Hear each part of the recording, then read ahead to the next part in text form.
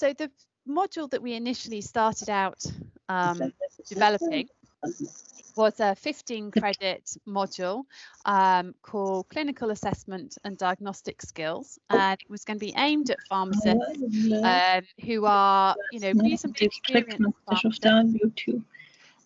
reasonably experienced pharmacists, but who wanted to develop the skills to actually undertake sort of physical assessment of patients within their practice. So that was the aim. We started out with the 15 credit module.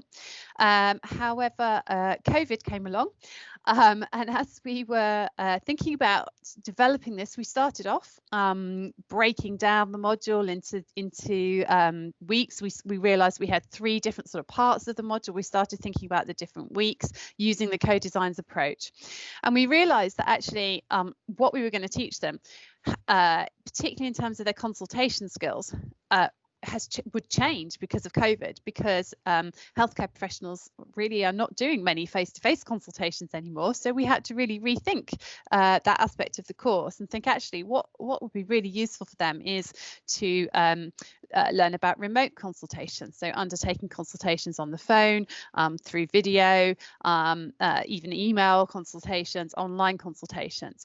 And then we realized actually there was a huge need for healthcare professionals to learn that now. So we ended up actually taking that section of the course and developing it into a short course, a short CPD non-credit bearing course, and that's what we've been focusing on. We've decided to develop this course conducting remote consultations and triage, and we're going to be doing that on the Future Learn platform. There's been quite a lot of work going on, and it's been really useful to kind of have the boot camp to support that.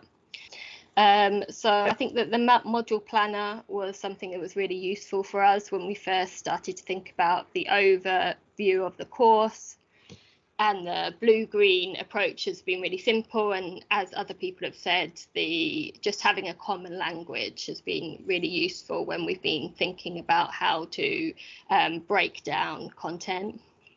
The learning types and thinking about the split between the learning types has been something that's been really useful in the module planner. One of our reasons for signing up, applying for the bootcamp, was around the team building. We really wanted to use it to bring together a relatively new team and give us a joint project to work on. So I think we all found the co-designs course really helpful, and I think this has been mentioned before, that it gave us this sort of common ground to start talking talking about course design. It gave us a process to follow, and it gave us that shared language. The whole approach, I think, has been very, very useful, and and very useful to keep referring back to as we got further and further into the process. And the mentoring, I've mentioned Catherine, our mentor. She was extremely helpful. So what have we achieved? Well, I think we wouldn't have we wouldn't be about to launch a course on Future Learn without having the bootcamp.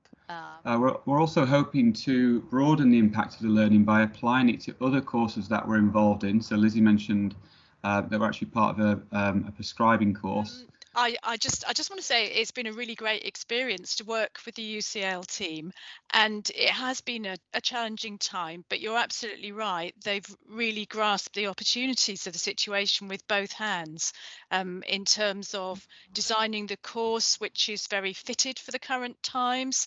It's sort of filling a niche, and also in terms of the time that the sort of cancelling of the teaching had released. So I mean, it has been really impressive, the commitment to the project and the speed of design, and also the close team working. I've really picked up on that, and that's been very energizing actually. So as somebody coming into the situation, I've really enjoyed that, and the fact that the original plans were adapted in a very agile way.